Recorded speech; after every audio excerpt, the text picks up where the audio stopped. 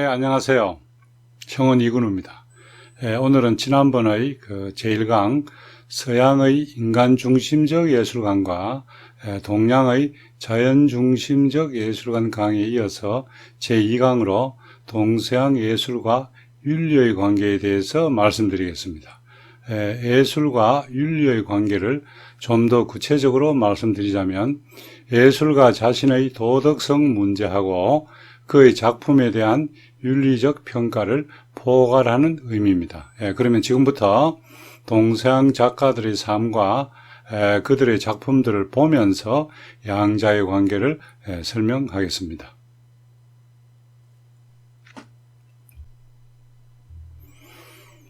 먼저 작가의 개인적인 도덕성과 예술적 평가의 분리 여부입니다.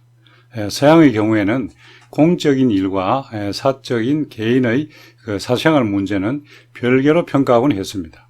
즉 가수는 노래를 잘하면 되고, 배우는 연기를 잘하면 되고, 화가는 그림만 잘 그리면 되고, 정치인은 정치를 잘하면 되고, 그들의 개인적인 사생활 문제에 대해서는 타인들의 간섭을 최소화해야 한다고 생각했습니다. 그 예로 서양 정치인들의 경우를 몇 가지 들어보겠습니다. 미국의 전 민주당 대통령 빌 클린턴입니다. 임기 중 백악관 인턴 르인스키와의 부적절한 관계로 피소되기까지 하였습니다. 그러나 미국의 경제를 호황으로 이끈 정치적인 역량을 발휘해서 스캔들로 인한 치명적일 수 있는 난관을 거뜬히 돌파하고 재선되었습니다. 프랑스 사르코지 대통령의 여성 편력 또한 화려했으나 그로 인해서 정치적으로 직접적인 타격을 입지는 않았습니다. 세기의 결혼식이라고 할 만한 24세 연상의 아이 딸린 학창시절의 여선생님과 그녀의 제자 마크롱 대통령과의 결혼은 세상을 놀라게 하였을 뿐 결코 비난의 대상은 되지 못했습니다. 자, 이상의 정치인들뿐만 아니라 예술 분야에 있어서도 작가의 예술적인 역량이나 성취에 대한 평가하고 개인적인 사생활 등에 관한 도덕적, 윤리적 평가는 전혀 별개였습니다. 관능적인 여성 이미지와 찬란한 황금빛 그리고 화려한 색채의 작품으로 우리들에게도 잘 알려진 오스트리아 출신의 천재화가 구스타프 클림트입니다. 그러나 그의 사생활은 상당히 복잡해서 결혼을 한 번도 한 적도 없었지만 그의 사후에 무려 14명의 여인으로부터 친자 확인 소송을 당했습니다. 당시 오스트리아 빈에서 클린터의 모델을 서지 못한 여인은 유명인이나 귀부인 축에 끼지 못한다고 할 정도로 클린터의 인기는 절대적이었습니다. 그림 속의 황금빛 장식의 이 여인도 유택의 부호의 아내였습니다. 그러나 클린터의 이 사생활은 그의 예술적인 명성에 이처럼 별 부정적인 영향을 주지 못했습니다. 이미 10대 초반에 화가였던 아버지의 붓을 꺾게 만들었던 스페인이 낳은 세계적인 천재화가 파블로 피카소. 서양 회화사에 아주 굵은 획을 그은 그였지만은 사생활은 너무도 문란해서 무려 7명의 여인들과 동거 혹은 결혼하였습니다. 그러나 그 여인들은 대부분 이혼, 자살, 정신병원 입원 등 그 말로가 비극적인 경우가 많았습니다. 피카소의 5번째 여인 도라마르는 유고슬라비아 출신의 아주 세련된 현대 여성이자 뛰어난 초현실주의 사진작가였습니다. 피카소와 9년간의 관계를 끝낸 그녀에게 남은 것은 잔인한 천재에 의해서 무참히 짓밟힌 파괴된 인격뿐이었습니다. 그녀는 피카소와 헤어진 후에 몇 년 동안이나 정신병원에 있어야 했고 그 뒤 은둔 생활에 들어가 슬슬이 생을 마감했습니다. 자, 작가 개인의 도덕성뿐만 아니고 예술 작품 역시 사회적, 윤리적, 사회윤리적 평가하고는 별개의 문제였습니다. 만약 동성애 장면을 노골적으로 그려낸 쿠르베의 이와 같은 작품을 19세기 중반에 동양의 화가들이 그렸다면 어떻게 되었을까요? 아마도 일반인의 아주 정상적인 성적인 수치심을 해치고 건전한 성적 도덕관념에 반하는 것으로 보고 도덕적인 비난뿐만 아니라 법적 책임까지 감수해야 했을 것입니다. 그런데 과연 미풍양속을 해야 한다는 외설과 미를 추구하는 예술의 경계는 어딜까요? 외설이나 음란의 기준이라는 것도 시대나 지역 등에 따라 가변적이고 유동적이라서 영화나 회화 그리고 문학, 음악 등에서 예술과 윤리적 잣대는 늘 충돌하고 긴장관계에 있다 하겠습니다. 이러한 서양과 달리 동양의 경우는 미와 선이 동일시되었습니다. 그 결과 동양에서는 미의 추구가 곧 선의 추구였습니다. 따라서 예술가는 높은 인격과 품성을 가지고 미풍양속을 고양하는 작품들을 제작해야 된다고 여겼습니다. 한마디로 예술가 이전에 먼저 인간이 되어라 였습니다. 그렇지 못한 자는 진정한 예술가가 될 수 없다고 여겼습니다. 서역이인, 화역이인, 즉 글씨와 그림은 곧 그 사람이다라고 했을 만큼 예술은 윤리에 종속적이었습니다.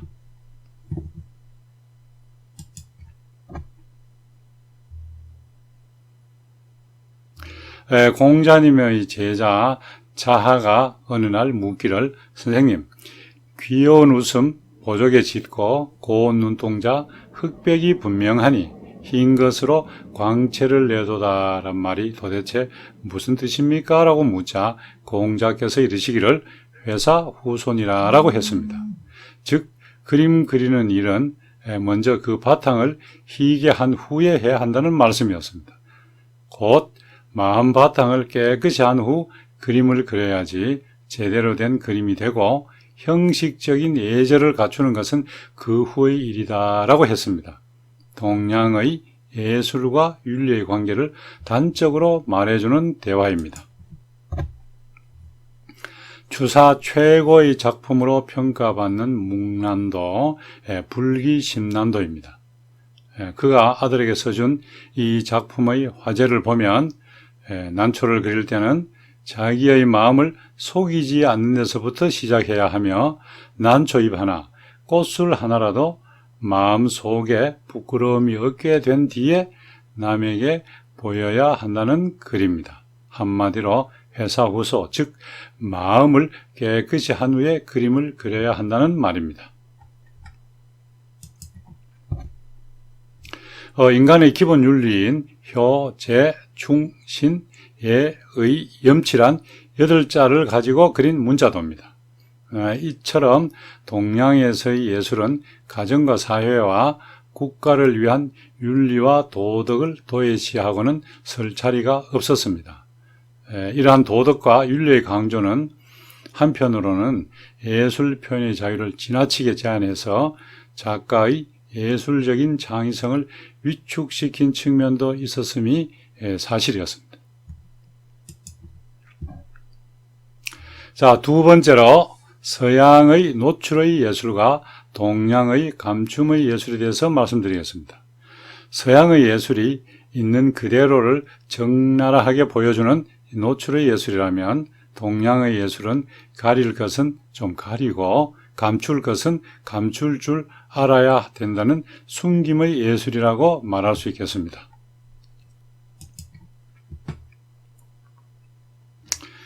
서양의 경우는 예술은 결국 아름다움을 추구하는 것이고 아름다움의 극치인 인간의 순수한 나체는 결코 부끄럽거나 숨길 것이 아니고 조형미의 최고라 여기고 정직하고 솔직하게 묘사함이 수준 높은 예술적인 행위로 간주되었습니다. 남녀의 사랑 표현은 아주 순수하고 아름다운 감정이고 예술가는 이러한 인간의 본능적인 욕구를 만족시킬 수 있는 환영을 실제로 제작해낼 수 있는 창의적인 존재로 여겨졌습니다. 그러나 동양의 경우는 인간이라는 것은 외부로부터 시각이나 청각의 자극을 받으면 마음이 동해서 사회 질서를 어지럽힐 수 있다고 봤습니다. 그래서 과도한 노출을 삼가하고 공연히 인간들의 정욕을 자극할 수 있는 예술 작품의 제작을 삼가해야 한다고 생각했습니다. 일본이나 중국 역시 20세기 전까지 나신을 노골적으로 드러낸 그림은 선량한 풍속과 건전한 사회 질서에 반한다고 생각했습니다.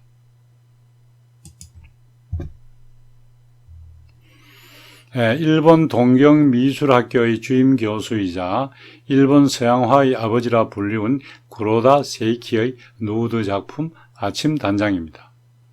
당시 일본 역시 나체는 반문명적이라 생각하고 법률적으로 금했던 만큼 아침 단장이란 구로다의 여자의 나신을 그린 이러한 누드화는 커다란 논쟁거리가 되었다고 합니다.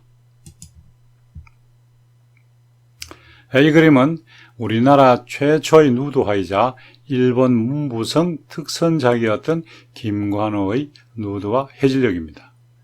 당시 일제강점기였던 당시에 매일신보 기자였던 춘원 이강수는 이를 대서특필하며 칭찬에 맞지 않았으나 안타깝게도 노출이 너무 심한 작품이라 신문에는 게재할 수 없었다라고 토로하였습니다. 그 다음 세 번째로 반사회적 작품에 대한 동서양의 수용 여부입니다. 서양의 경우에는 사회 윤리를 어지럽히는 폭력과 잔인함, 공포 등도 예술 표현의 자유에 당연히 포함된다고 생각했지만 동양의 경우는 그러한 것은 미풍양속에 반하는 것으로 예술 작품으로 제작하는 것을 삼가했습니다. 적들에게 포위되자 궁녀들에 대한 잔인한 학살이 자행되고 있는 아시리아 왕의 최후를 그린 그림입니다. 아버지가 자신의 위상에 위협이 되는 자식을 낳자마자 잡아먹고 있는 그리스 신화의 반인륜적 내용의 그림입니다. 앞의 그림과 이런 그림은 동양의 작품에서는 도저히 찾아볼 수 없는 그림입니다. 검붉은 노을과 검푸르게 넘실대는 파도가 죽음을 연상시키는 아주 침울하고도 공포스러운 그림입니다. 빅토르 위고는 제리코의 그림 단두대에서 잘린 머리들 이란 이 그림의 판화본을 보고서 사형제에 반대하는 사형수의 마지막 날들이란 소설의 영감을 얻었다고 합니다. 구스타프 클림트는 고대 유대의 애국 부인 유디트조차 가슴을 훤히 드러낸 에로티시즘의 소재로 삼았습니다. 죽은 아시리아의 장군 홀로페르네스의 목을 들고 있는 유디트의 눈길이 상당히 뇌세적입니다. 자, 이에 반해서 동양 그림들을 볼까요? 단원 김홍도의 황묘농접도입니다. 누런 털의 고양이가 나비를 희롱하는 그림이란 뜻이죠. 연로하신 어른에게 장수와 건강, 만사 형통을 기원하는 미풍양속을 그린 그림입니다. 늙은 어미가 눈이 어두워 먹이의 활동을 하지 못하면 자식 까마귀가 그 어미를 버리지 않고 어미를 위해서 먹이를 물어 봉양한다는 그림으로 인간의 기본적인 효를 강조한 그림입니다. 효자 최홍념이 늙은 아버지가 좋아하는 돼지고기로 봉양하는 효행도입니다. 이처럼 동양에서는 대단히 교훈적이고 인간의 심성을 순화하는 그림을 권장하였습니다.